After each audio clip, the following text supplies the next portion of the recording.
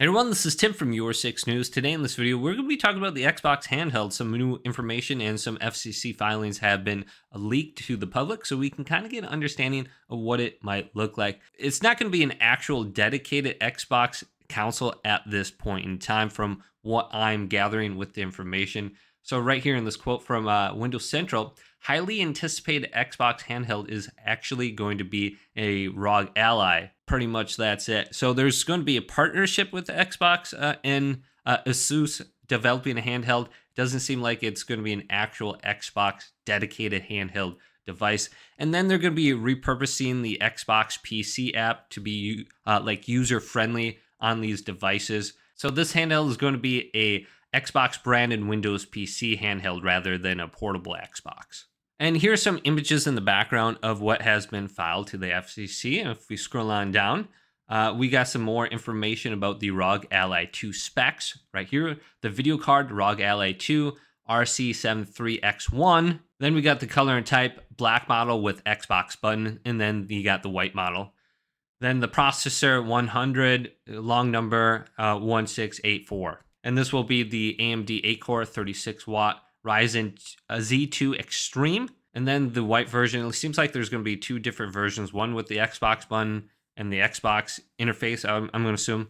And then we got the white version, AMD 4-core 20-watt AMD. And then we got the display. This is going to be a 7-inch display. I was thinking it was going to be 8, but it's going to be 7 inches at 120 hertz, both of them. And then we got the memory 32 gigabytes on the Xbox version, and then the white version is 16 gigabytes. Now in this article, it says it's unclear whether Microsoft plans to launch a dedicated Xbox OS for gaming handhelds like we would see on our Xbox Series X or something like that. More likely, this version will offer some sort of deeper integration with the Xbox ecosystem through like a dedicated button to launch the Xbox Windows app. So you press the Xbox button on the ROG Ally 2, boom, it opens up the Xbox app, and then you're launching into your games from there.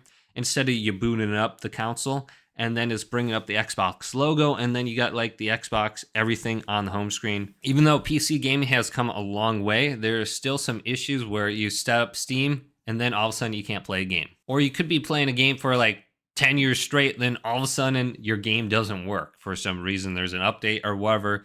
That's happened to me many, many times. I think I was playing Far Cry 3 the other day. I had that game for like 14 years or something, and my computer wouldn't launch the game. I'm like, what is going on here? So we got some deeper looks at these pictures, and as you can see, it kind of does look like an Xbox controller slapped on with a giant 7-inch screen. I thought this kind of looks a little bit ugly here with the vents on the visible to us when we're just looking at it. Some of these buttons, I wish they would round these off a little bit more instead of having like aggressive like triangle edges to them. And the buttons look fine. The thumbsticks look fine. The D-pad, I don't know how the D-pad looks. Maybe actually if they went more with the Xbox style D-pad.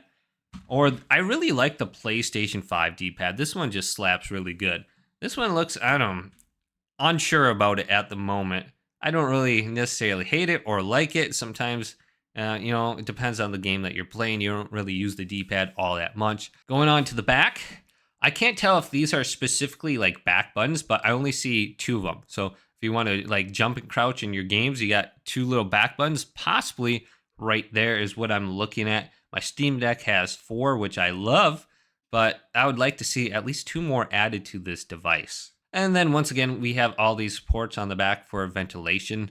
And then here is a side view. You get to look at the underside here, what this will look like. This grips look pretty good. The R2, L2 buttons, R1, those look good too, just like an Xbox controller. And looks like we got some more specifications right here with the CPU, LCD battery, and then the RAM that's on board, etc. And then here is the black version. So I'm assuming this one is not going to have the Xbox button on it, but it looks very similar.